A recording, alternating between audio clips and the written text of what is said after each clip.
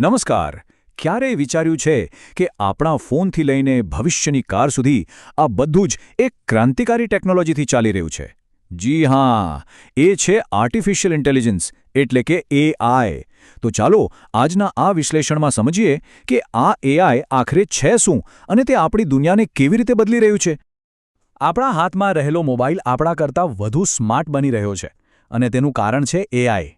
આ વાત હવે ખાલી કહેવા પૂરતી નથી રહી, એ હકીકત બની ગઈ છે.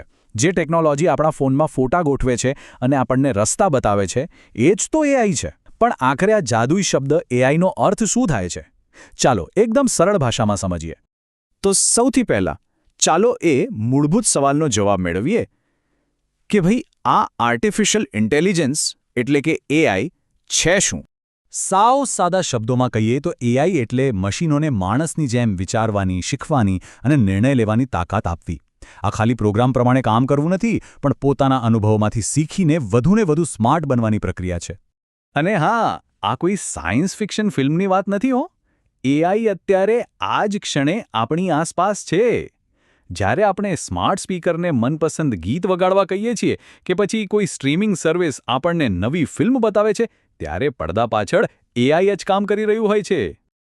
તો આપણે એ તો જાણ્યું કે એઆઈ શું છે, પણ સવાલ એ છે કે તે આ બધું કરે છે કેવી રીતે? ચાલો હવે એના એન્જિનની અંદર એક ડોક્યુ કરીએ. એઆઈ માટે ડેટા એટલે બળતણ. જેમ ગાડી પેટ્રોલ વગર નથી ચાલતી, બસ એમ જ એઆઈ પણ ડેટા વગર કશું શીખી શકતું નથી. તે જેટલો વધુ ડેટા વાપરે છે, એટલો જ વધુ સ્માર્ટ અને સચોટ બને છે. આ શીખવાની પ્રોસેસના મુખ્યત્વે 3 પગલાં છે. પહેલું છે ડેટા, જે એઆઈ માટે કાચો માલ છે. બીજું છે મશીન લર્નિંગ, જે એક એન્જિનની જેમ આ ડેટામાંથી પેટર્ન શોધે છે.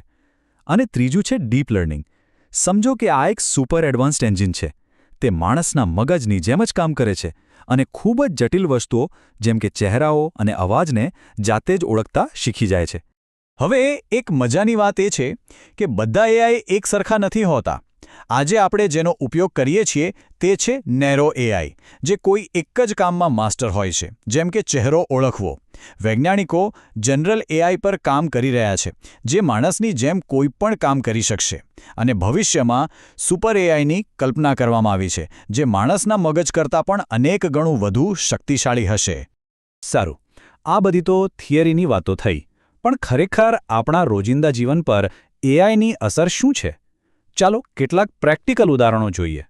હેલ્થકેર એટલે કે આરોગ્ય ક્ષેત્રે તો એઆઈ એક ક્રાંતિ લાવી રહ્યું છે. તે ડોક્ટરોને એક્સ-રે અને મેડિકલ સ્કેન સમજવામાં મદદ કરે છે, જેથી કેન્સર જેવા ગંભીર રોગોનું નિદાન વધુ ઝડપથી અને ચોકસાઈથી થઈ શકે છે. કેટલાય કિંમતી જીવ બચાવી શકાય છે. રસ્તાઓ પર પણ એઆઈ ધૂમ મચાવી રહ્યું છે. સેલ્ફ ડ્રાઇવિંગ કારનું મગજ જ એઆઈ છે. ટેસ્લા જેવી કંપનીઓ એઆઈનો ઉપયોગ કરીને ગાડીઓને વધુ સુરક્ષિત અને સ્માર્ટ બનાવી રહી છે, જે પરિવહનનું ભવિષ્ય બદલી નાખશે.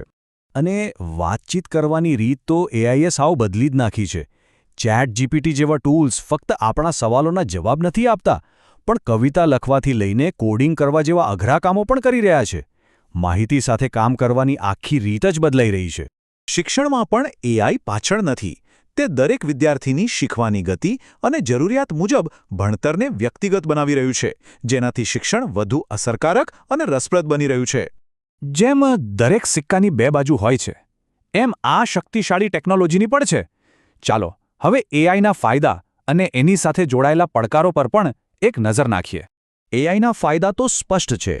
કામમાં ઝડપ આવે છે, કાર્યક્ષમતા વધે છે અને માણસથી થતી ભૂલો ઘટે છે. પણ એની સામે કેટલાક મોટા સવાલો પણ ઊભા થાય છે. શું મશીનોને કારણે નોકરીઓ ઘટશે? આપણા અંગત ડેટાનું શું થશે? અને ડીપ ફેક જેવી ટેકનોલોજીનો દુરુપયોગ કેવી રીતે રોકી શકાશે? આ પડકારો પણ એટલા જ વાસ્તવિક છે. આ તો થઈ વર્તમાનની વાત, પણ ભવિષ્યના ગર્ભમાં શું છુપાયેલું છે? એઆઈ આપણને ક્યાં લઈ જશે? ચાલો આગળની સફર પર એક નજર કરીએ. એક વાત તો પાકી છે, એઆઈ ભવિષ્યમાં હજી વધુ શક્તિશાળી અને આપણા જીવનનો અભિન્ન અંગ બનશે. સ્માર્ટ ઘરોથી લઈને સ્વસંચાલિત શહેરો સુધી દરેક જગ્યાએ તેની હાજરી હશે. અને સૌથી રોમાંચક વાત તો એ છે કે તે એવી નવી નોકરીઓ અને ઉદ્યોગો બનાવશે જેની આજે આપણે કલ્પના પણ નથી કરી શકતા. અને આ બધું આપણને જ એ જ મોટા અને કદાચ સૌથી મહત્વના સવાલ પર લાવીને મૂકી દે છે. શું એઆઈ માનવજાતની અત્યાર સુધીની સૌથી મોટી સિદ્ધિ બનશે કે પછી તેનો સૌથી મોટો પડકાર? આનો જવાબ તો ફક્ત આવનારો સમય જ આપશે.